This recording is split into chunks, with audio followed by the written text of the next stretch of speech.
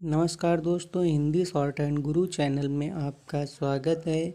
यह अंक संख्या 3 की एक्सरसाइज नंबर 31 की स्पीच है जो 100 शब्द प्रति मिनट बोली जाएगी।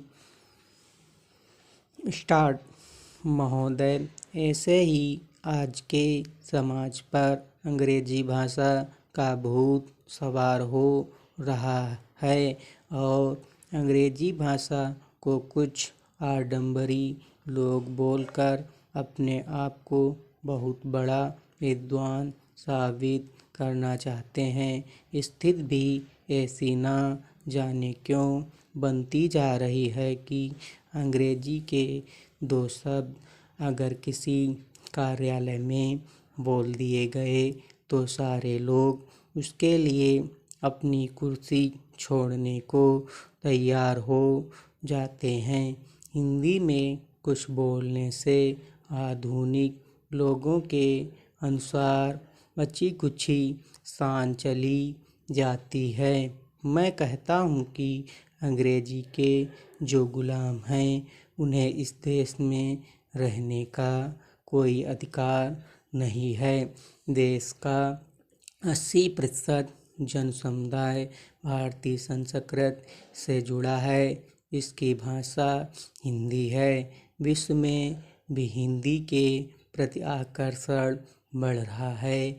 उनके विश्वविद्यालयों में छात्र छात्राएं हिंदी में अपना शोध कर रहे हैं और हमारे देश का हाल कुछ लोगों के कारण भयावह बन गया है कि आने वाली पीढ़ी हिंदी के नाम पर प्रश्न चिन्ह लगाएगी।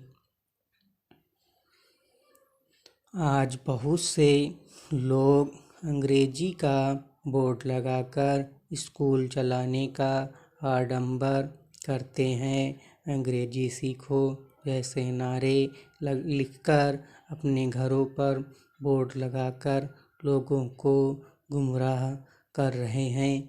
भाषा की एकात्मकता बिना राष्ट्र का विकास संभव नहीं। संविधान में पुनः संशोधन होना चाहिए ताकि राष्ट्रभाषा को संपूर्ण हिंदी में सम्मान मिल सके। परीक्षाओं में हिंदी को बढ़ावा मिले और जिसको हिंदी में अच्छा ज्ञान हो उसे नौकरी में प्राथमिकता प्राप्त हो। अंग्रेजी का जादू नहीं चलाना चाहिए। PMT, PET जैसे परीक्षाओं में भी हिंदी को प्रथम स्थान प्राप्त होना चाहिए। नए रूप में जो भी विकास हो उसमें हिंदी माता को ही अधिक स्थान प्राप्त होना चाहिए क्योंकि यह वैज्ञानिक भाषा है। अंग्रेजी वैज्ञानिक भाषा नहीं है। आज तो बल्कि यह हो रहा है कि दुनिया हिंदी भाषा को अपना रही है। विश्व में कई स्थानों पर इसका प्रयोग भी हो रहा है क्योंकि भाषा की मधुरता में अगर कोई भाषा आगे है तो वह है हिंदी।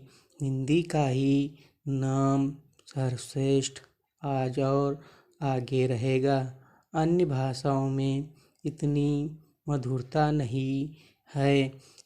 अंग्रेजी से तो अहंकार ही पैदा होता है और अहंकारियों की दुर्दशा कैसी होती है यह रामायण के अंदर रावण से पूछिए।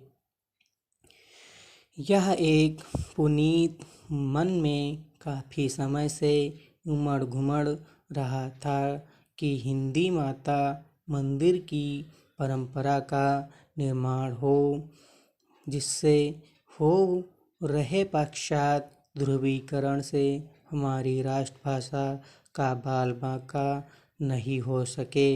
योजनाबद्ध तरीके से आज हिंदी को समाप्त करने का षड्यंत्र खूब फल फूल रहा है। इसे रोकने के लिए हिंदी माता का मंदिर एक ऐसा प्रयोग होगा कि सदियों बीत जाने पर भी पाश्चात्य ध्रुवीकरण व्यर्थ ही होगा।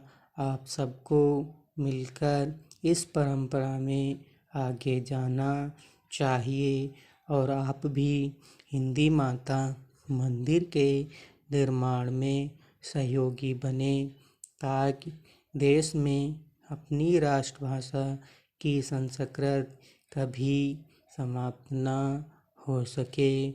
यह प्रयोग अवश्य किया जाएगा।